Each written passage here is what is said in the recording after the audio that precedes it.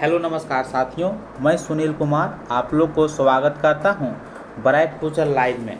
साथियों, आज की क्लास में हम लोग एक ऐसा मोटिवेशन स्टोरी देखने वाले हैं कि आप सुनकर हैरान हो जाएंगे। वह स्टोरी का टाइटल क्या है? वह स्टोरी का टाइटल है, यदि आप पढ़ाई में कमज़ोर हैं तो इंग्लिश ज़रूर सीख लीजिए, आपका लाइफ चेंज कर सकती है। सो गाइज, इससे पहले यदि आप मेरे चैनल पे पहली बार जुड़े हैं तो मेरे चैनल को प्लीज़ सब्सक्राइब कीजिए, शेयर कीजिए और लाइक कीजिए, और किस टॉपिक पर वीडियो चाहिए वह भी कमेंट बॉक्स में बता दीजिए। अब हम लोग बात करते हैं स्टोरी के ऊपर। तो इस स्टोरी के माध्यम से हम लोग करेक्ट प्रोनाउंसिएशन, ग्रामर, वोकैबुलरी को पूरी तरह से कवर करने वाले हैं। If you are weak in studies start learning English. If मतलब होता है यदि, और यू मतलब तो जानते हैं कि तुम होता है, यार मतलब हे होता है, वीक मतलब कमज़ोर होता है। तो इसका मतलब हुआ, और इन मतलब मैं होता है, और स्टडीज मतलब यानी कि पढ़ाई होता है, अध्ययन होता है। तो इसका मतलब हुआ कि यदि तुम पढ़ाई में कमज़ोर हो, स्टार्ट मतलब शुरू करना होता है, लर्निंग मतलब सीखना होता है, और इंग्लिश मतलब अंग्रेजी होता है। तो इस स्टोरी का जो टाइटल पूरा निकल कर आता है वह है कि यदि तुम पढ़ाई में कमज़ोर हो तो इंग्लिश सीख लीजिए। स्टार्ट मतलब इंग्लिश सीखना स्टार्ट कीजिए। अब हम लोग आगे चलते हैं।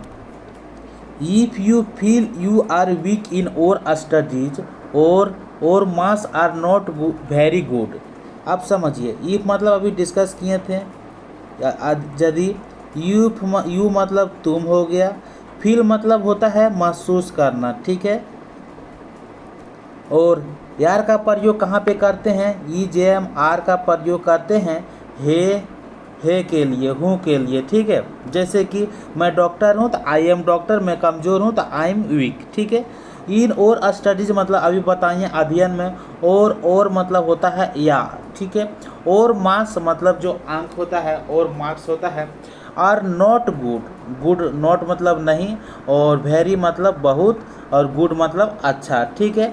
तो इसका मतलब हुआ कि यदि आप कमज़ोर महसूस करते हो, ठीक है, स्टडीज़ में, पढ़ाई में, इसका मतलब हुआ कि यदि आप महसूस करते हैं कि तुम कमज़ोर हो पढ़ाई में, या योर मार्क्स यानी कि आपका अंक जो है सो अच्छा नहीं है, डोंट वरी चिंता मत करो। डोंट वरी मतलब होता है चिंता मत करो।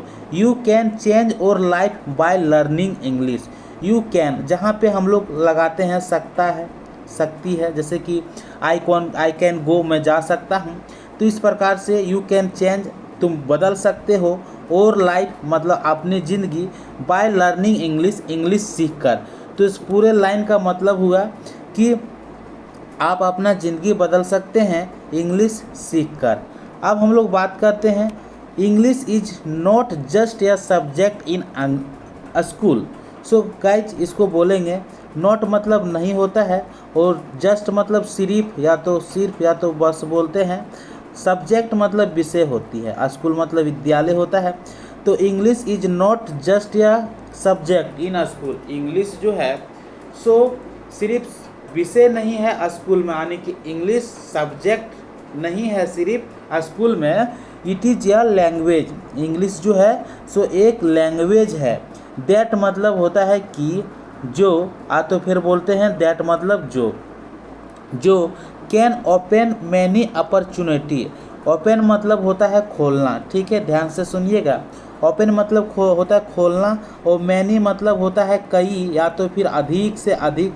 अपॉर्चुनिटी मतलब होता है मौका, फॉर यू तुम्हारे लिए, और कैरियर, और मतलब तुम्हारा, कैरियर मतलब भविष्य, और मतलब आपका भी होता है।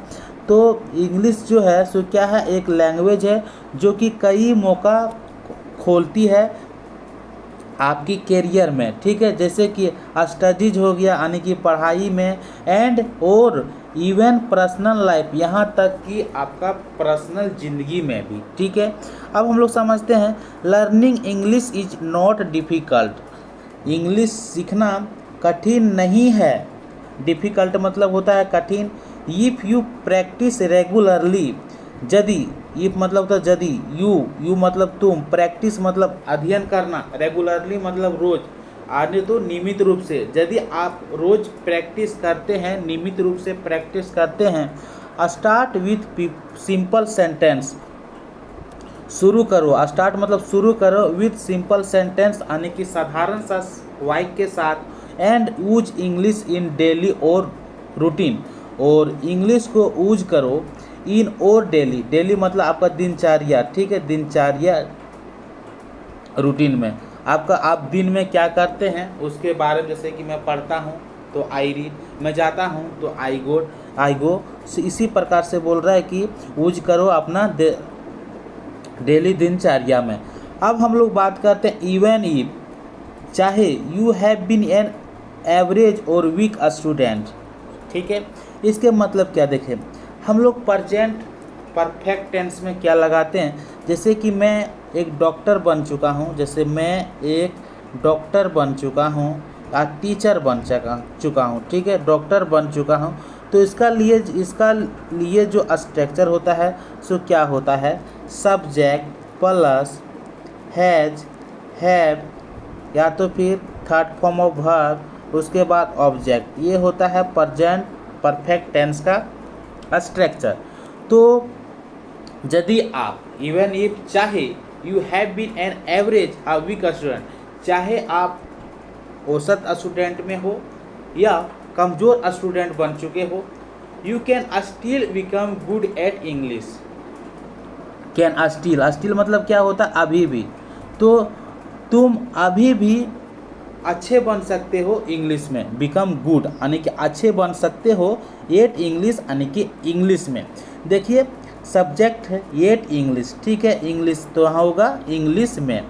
Many success people started with basic English and improved over time.